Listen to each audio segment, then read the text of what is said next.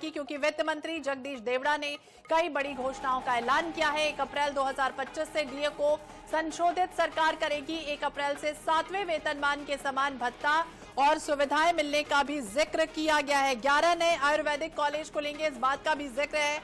वहीं 1 अप्रैल 2025 से 7वें वेतनमान के महंगाई भत्ते का पुनरीक्षण भी। किसान सहायता के लिए 5,220 करोड़ का प्रावधान रखा गया। तो वहीं लाडली बहनों की राशि नहीं बढ़ाई जाएगी, यानी पेंशन योजना से उन्हें जोड़ने का प्रावधान किया गया है। प्रदेश के 39 नए औद्योगिक क्षेत्रों में 3 लाख नौकरियां मिलेंगी। प्रदेश सरकार ने कोई नया टैक्स नहीं लगाया, बल्कि ये कहा जा रहा है कि 22 नए आईटीआई खोले जाएंगे। सीएम युवा शक्ति योजना के तहत प्रदेश में हर विधानसभा क्षेत्र में सर्व सुविधा युक्त स्टेडियम खोले जाने का भी ऐलान किया गया। तो वहीं डिजिटल यूनिवर्सिटी और राष्ट्रीय रक्षा विश्वविद्यालय को खोला जाएगा। धार में डायनासोर जीवाश्म राष्ट्रीय उद्यान और डिंडोरी में जीवाश्म राष्ट्रीय उद्यान शुरू होगा। तो जीरो वेस्ट बजटिंग प्रक्रिया से बजट को तय किया गया है। वित्त मंत्री बाकायदा ये कहते हुए नजर आए हैं, अपना भाषण जब उन्होंने शुरू किया तो यही कहा कि यही जुनून, यही एक ख्वाब है मेरा, जहां चिराग जल। निश्चित तौर पे झूठ परोसा जा रहा है। बजट के आंकड़े गलत पेश किए जा रहे हैं। कहीं न कहीं जिस प्रकार से योजनाएं जो चल रही थी, उन योजनाओं के वजह से पीएचई हो, एयरपोर्ट हो, पहले से कार्य हो नहीं रहे और भ्रष्टाचार उसमें लंबा पहले से चल रहा है। उसके लिए बजट और बढ़ाया जा रहा है, इसलिए बढ़ रहा है। लाडली बहना का 3,000 बजट जो है वो बढ़ा है लगभग। लाडली बहना का बजट 3,000 नहीं बढ़ा है, जो टोटल बढ़ा है, लेकिन 3,000 अभी प्रति लाडली बहना नहीं किया है। 3,000 प्रति लाडली बहना नहीं किया है। यहाँ पर तमाम जो अन्य विधायक हैं उनसे बात करते हैं। महेश परमार यहाँ पर मौजूद हैं, उनसे हम बात करेंगे कि क्या इस बजट को लेके है, क्या विरोध है, ये जानने की। जल जीवन मिशन का 71,000 करोड़ का घोटाला आप देख रहे हैं। गाँव में एक भी जल जीवन मिशन की योजना चालू नहीं है। हर गांव में 2 से 3 करोड़ रुपए का घोटाला हुआ। एक विधानसभा में लगभग 200 से 300 करोड़ का घोटाला। तो सिर्फ झूठ और झूठे आंकड़े परोसे जा रहे हैं। इसका हम सब लोग विरोध करते हैं। ये उज्जैन में अगर हम बात करें कुंभ को लेकर भी जो है अलग अलग योजनाओं का यहाँ पे उल्लेख करते नजर आए हैं वित्त मंत्री। उज्जैन में पिछले साल चामुंडा माता चौराहे से फ्रीगंज जोड़ने वाला मुख्य ब्रिज, उसका टेंडर हुए 1 बार हो चुका है, ठेकेदार भाग गया है। उज्जैन में ये स्थिति है कि सनातन धर्म को हम सब लोग मानने वाले किसानों की जमीन हड़पी जा रही है, ये स्थिति है। सिर्फ झूठ का बजट। आप उज्जैन आकर हकीकत देखिए, छिपरा में आज भी गंदे नाले मिल रहे। सिर्फ झूठे आंकड़े, जो पिछले साल थे वही आंकड़े पेश किए जा रहे हैं। ये ना किसानों की बात है, ना नौजवान के लिए रोजगार की बात है, ना पंचायती राज ग्रामीण विकास की बात है, ना नगरीय निकाय के विकास की बात है। 2-2 साल से ठेकेदारों को पेमेंट नहीं हो रहा है, सड़कें नहीं बन रही और सिर्फ झूठ। तो हम सब लोगों ने इसका बहिष्कार किया और वॉकआउट किया है। ये बहिष्कार बजट को लेकर लगातार प्रतिक्रियाएं अलग अलग नेताओं की, विधायकों की सामने आ रही है, जो कांग्रेस के विधायक यहाँ पर मौजूद हैं। लेकिन साफ तौर पे ये जो बजट है, इसको लेके अलग अलग स्थितियां यहाँ पर कहीं ना कहीं नजर आई है और तमाम विधायक जो हैं वो इसको लेकर प्रतिक्रिया व्यक्त करते नजर आ रहे हैं। सरकार ने स्वीकार किया था कि जल जीवन मिशन में बड़ा घोटाला हुआ है, हम उसकी जांच कराएंगे। जांच कराने की जगह उसमें और पैसा देके और बड़ा महा घोटाला ये सरकार करना चाहती है, इसलिए हम इसका विरोध करते हैं। और अब जैसे तो और नहीं आएंगे, ऐसा बजट तो नहीं आएगा। नहीं, वो भी आएगा। अभी तो सौरभ का मुद्दा ही नहीं है। अभी देखो आगे होता है क्या। ये सरकार की बजट है, इसमें अलग अलग नेताओं के, विधायकों की बाइट है और ये तमाम बातें। सर एक छोटी सी बात जी, ये जो विधायक हैं इनसे बात कर रहे हैं और कहीं ना कहीं निश्चित रूप से अब इस बजट को लेके जो प्रतिक्रियाएं आ रही हैं उसमें अगर जान लेते हैं कि किस तरह की ये बाइटें हैं, वो जान लेते हैं कि क्या है। महिला विधायक भी यहाँ कई बार सारी मौजूद है, अब उनसे जानने की कोशिश करेंगे।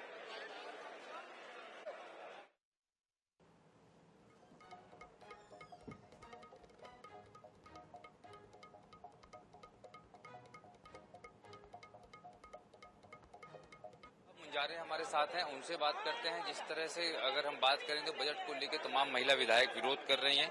अनुभा जी से हम इस संदर्भ में बात करेंगे कि किस तरह से जो है वो कांग्रेस विधायक अनुभा मुंजारे जी हमारे साथ में हैं, उनसे बात करते हैं। अनुभा जी 2 मिनट रुक जाओ यार, 2 मिनट रुक जाओ 2 मिनट हमारे साथ में। अनुभा जी, एक तो सबसे पहले महिलाओं के लिए कितना क्या देखते हैं बजट में आप? महिलाओं के लिए ऊंट के मुंह में जीरे के समान हम देखते हैं। महिलाओं के सशक्तिकरण के लिए, महिलाओं की आर्थिक मजबूती के लिए, महिलाओं की शिक्षा के लिए कोई बजट में विशेष प्रावधान हमें नजर नहीं आता है। जैसा कि हमने अभी बजट को जितना सुना है और मैं तो महिला जनप्रतिनिधि हूँ। महिलाओं की आर्थिक मजबूती, सामाजिक मजबूती, राजनीतिक मजबूती की दिशा में मैं चाहती हूँ कि महिलाएं आगे आएं। तो ऐसा मुझे नहीं लगता कि सरकार महिलाओं को सशक्त करना चाहती। जब तक महिला शिक्षित नहीं होगी, आर्थिक और सामाजिक रूप से मजबूत नहीं होगी, राजनीतिक क्षेत्र में अपने आप को स्थापित नहीं कर पाएगी, तो देश कैसे मजबूत होगा। बजट को आपने मुंगेरी लाल के हसीन सपने, केवल मुंगेरी लाल के हसीन सपने दिखाने वाला बजट है, जो वहाँ आंकड़ों का गुणा भाग चल रहा है कुल मिला के, और कुछ भी नहीं है। जमीनी हकीकत यह है कि आज किसानों को बिजली नहीं मिल रही है।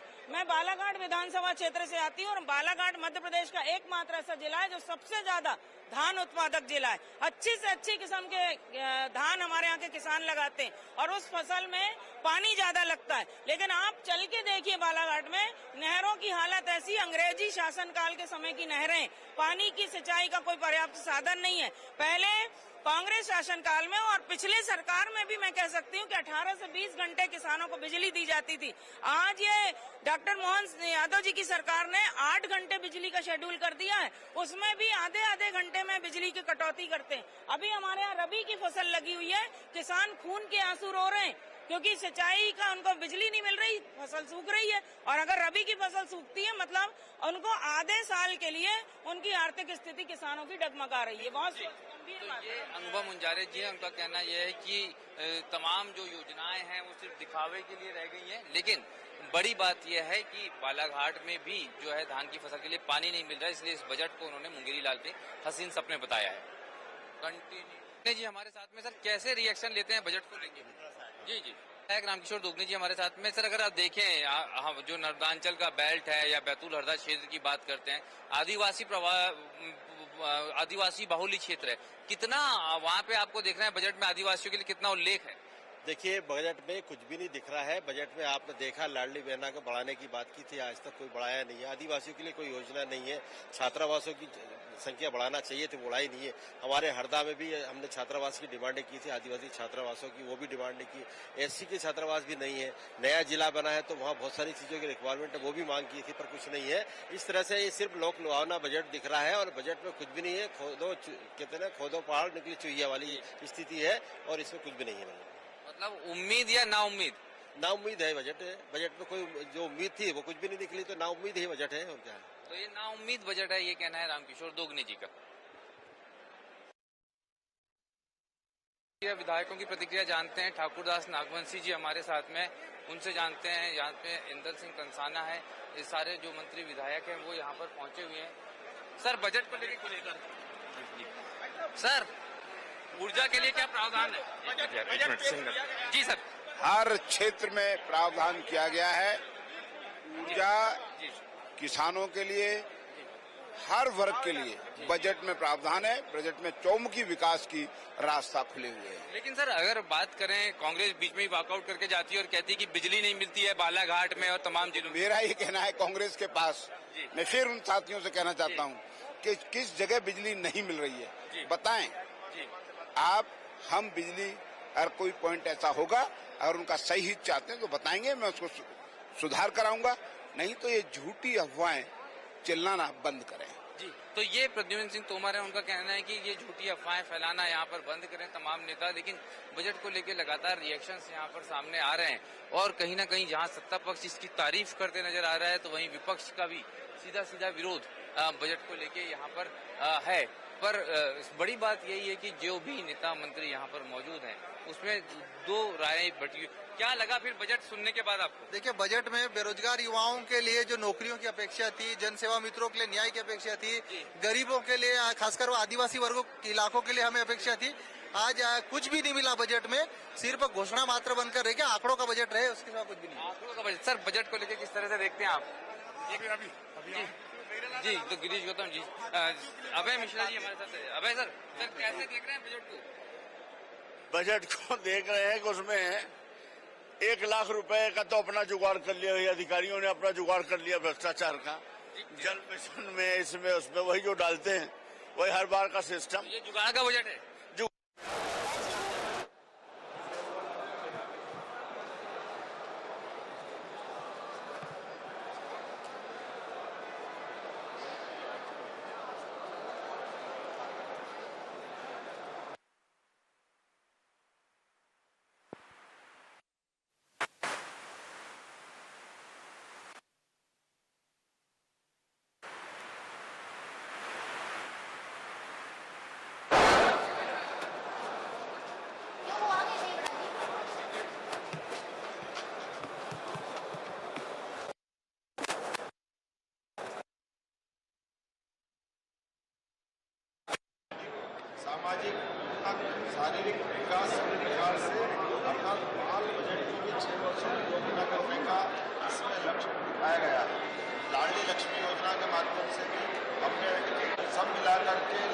18,500 राशि माध्यम से खर्च की है। अटल कृषि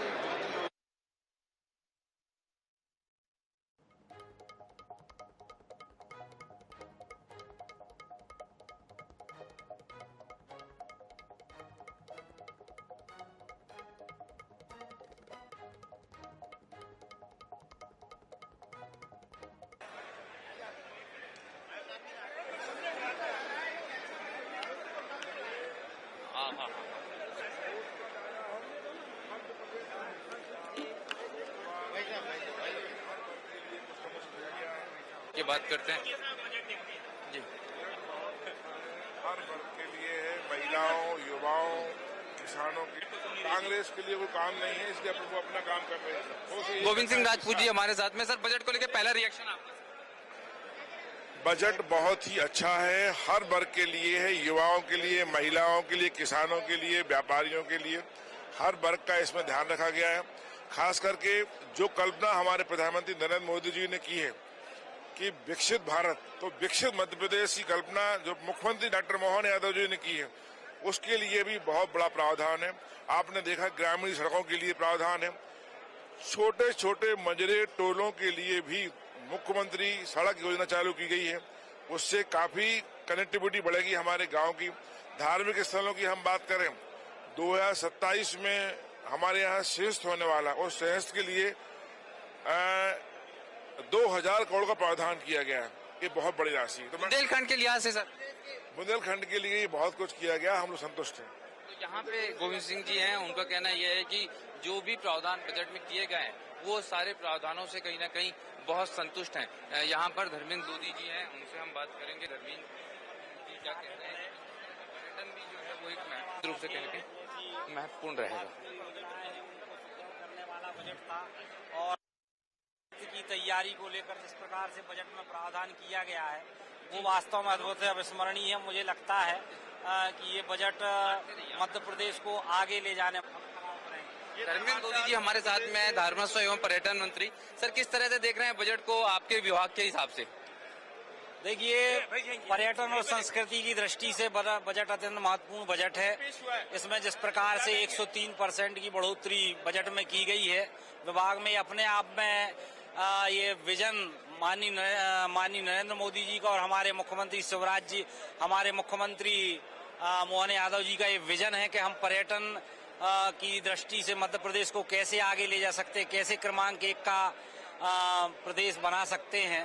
इसके लिए ये बजट मुझे लगता है वरदान साबित होने वाला। कुंभ के लिए भी स्पेसिफिक कई सारे प्रावधान किए गए। कुंभ की तैयारियां अभी से चालू हुई हैं और सिंहस्थ आने वाले समय में बहुत अच्छे तरीके से मने, इसके लिए इस बजट में बहुत अच्छा प्रावधान किया गया है। तो कहीं ना कहीं सिंहस्थ को लेकर भी हमारी सरकार निरंतर उसकी चिंता कर रही है और अभी से तैयारियां शुरू कर रही है। कृष्ण पाथे सर एक बहुत महत्वपूर्ण, कृष्ण पाथे और राम मनगमन पथे दोनों बहुत महत्वपूर्ण हैं और सरकार ने इस बजट में इसके लिए पर्याप्त प्रावधान किया है। धन्यवाद। ये धर्मेंद्र लोधी जी थे जिन्होंने कई सारे महत्वपूर्ण पहलुओं का जिक्र किया है बजट के लिए।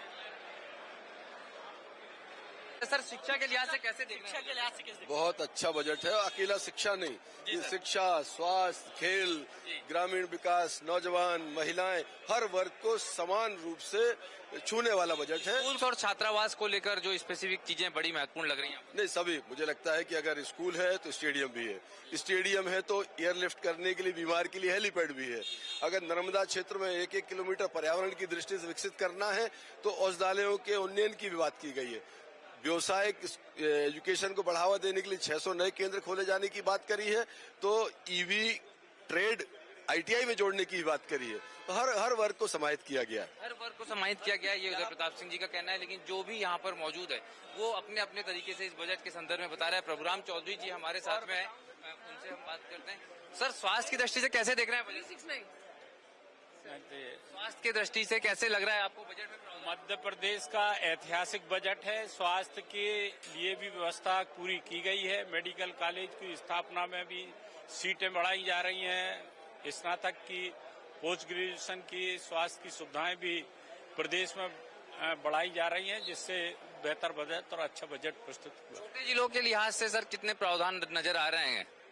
नहीं, इसमें सभी मध्य प्रदेश, छोटा जिला हो या बड़ा जिला हो, सभी जगहों पर व्यवस्थाएं की जा रही हैं और स्वास्थ्य की दृष्टि से जैसे एयर एम्बुलेंस की व्यवस्था भी की गई है। लाल सिंह आर्य जी हैं हमारे साथ में। सर कैसा है ये बजट के संदर्भ में सर पहले रिएक्शन? मध्य प्रदेश में जो वित्त मंत्री जगदीश देवड़ा जी ने बजट प्रस्तुत किया है वो समावेशी बजट है, विकसित मध्य प्रदेश को बनाने वाला बजट है। गरीब, किसान, युवा और महिलाओं को समर्पित बजट है। विकसित भारत के निर्माण में मध्य प्रदेश भी कहीं ना कहीं सहभागी बनेगा। ये बजट एक आशा लेकर आया है, गरीबों की आशाएं पूर्ण करने का। इसी के साथ हॉस्पिटल बढ़ाने, आंगनबाड़ी बढ़ाने, स्कूल बढ़ाने और टोला मजरों तक सड़कें बढ़ाने वाला एक बजट है जो विकसित मध्य प्रदेश के सपनों को पूरा करेगा। विकसित मध्य प्रदेश के सपनों को पूरा करेगा ये लाल।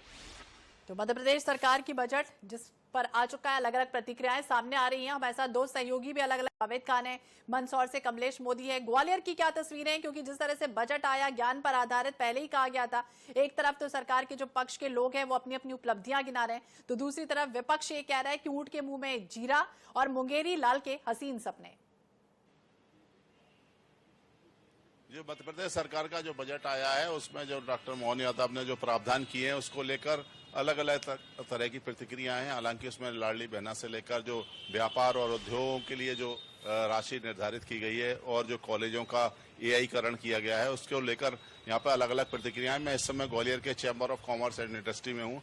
यहाँ मेरे साथ चैम्बर ऑफ कॉमर्स के पदाधिकारी जो सेक्रेटरी हैं दीपक अग्रवाल जी हैं, दाल बाजार एसोसिएशन के अध्यक्ष हैं, गालव डिस्ट्रीब्यूटर एसोसिएशन के अध्यक्ष हैं और दाल बाजार की शक्कर मिल एसोसिएशन के भी अध्यक्ष हैं। तो जानने की कोशिश करते हैं। सबसे पहले दीपक जी ये बताइए कि जो आप लगते हैं ओवरऑल आपके नजरिए से किस तरह का बजट है, जो केंद्र सरकार ने कितना ध्यान रखा आप लोगों? जहां तक इस प्रदेश सरकार की बजट की बात कर रहे हैं तो बहुत सारी लाभकारी योजनाएं दी हैं। स्वास्थ्य पे काम किया है इस बजट में, एयर कनेक्टिविटी के लिए काम किया है इसमें। एक बहुत अच्छी घोषणा की है इसमें डिजिटल यूनिवर्सिटी की, और मोवेना में जो सोलर पार्क की भी घोषणा की है, सोलर स्टोरेज पार्क की भी घोषणा की है। 39 नए औद्योगिक क्षेत्र जिसमें 3 लाख रोजगार का सृजन होगा उसकी भी घोषणा की है। इस दृष्टि से ये बजट एक बहुत ही महत्वपूर्ण बजट है। लेकिन जहां तक बात करें कि जो औद्योगिक क्षेत्र की जो व्यापार उद्योग की जो डिमांड चल रही थी बहुत समय से, उनमें कहीं ना कहीं उस बात को नजरअंदाज किया गया है।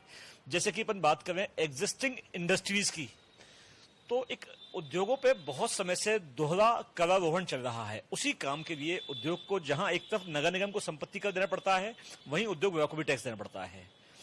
जो एमएसएमई प्रोत्साहन नीति है उसकी सब्सिडी लगातार 1 साल, 1.5 साल, 2 साल लेट आ रही है। जहां आप अन्य योजनाओं का पैसा महीने की 10 तारीख को या 15 तारीख को एक सिंगल क्लिक से ट्रांसफर करते हो, हमारी जो उद्योग है, एग्जिस्टिंग इंडस्ट्री है, जो कि आपको अनेकों माध्यम से टैक्स देती है, रोजगार देती है और प्रोडक्शन देती है। तो बिल्कुल कई तरह का जिक्र है और कई तरह की लोगों की प्रतिक्रियाएं भी सामने आ रही हैं। उसको लेकर मंदसौर से भी हमारे साथ कमलेश मोदी जुड़े हुए। कमलेश, अगर हम देखें तो शिक्षा, स्वास्थ्य, लाडली बहना योजनाएं तमाम युवाओं को लेकर जो कहा जा रहा है कि deep tech, research and technology का भी जिक्र है, किस तरह की प्रतिक्रियाएं सामने आ रही है? कम शब्दों में स्पष्ट बताइए। जी बिल्कुल, जिस तरीके से आज बजट पेश हुआ है, मोदी सरकार का जो बजट आया है वो कहीं न कहीं आम लोगों को राहत देने वाला बजट है। अगर बात की जाए शिक्षा, चिकित्सा, युवा और महिलाओं सभी को वर्गों को ध्यान में रखते हुए यहाँ पर बजट पेश किया गया। हम कुछ व्यापारियों से जानने की कोशिश करेंगे कि सर आज के बजट को आप किस तरीके से देखिए, कहीं आप जो मोहन सरकार द्वारा जो फैसला है कि नया टैक्स नहीं लगेगा व्यापार में, किस तरीके से देखते हैं? आज मध्य प्रदेश शासन ने जो बजट पेश किया है उस बजट में शिक्षा, चिकित्सा एवं परिवहन को लेकर जो राहत दी है वो प्रदेशवासियों के लिए काफी खुशखबरी है।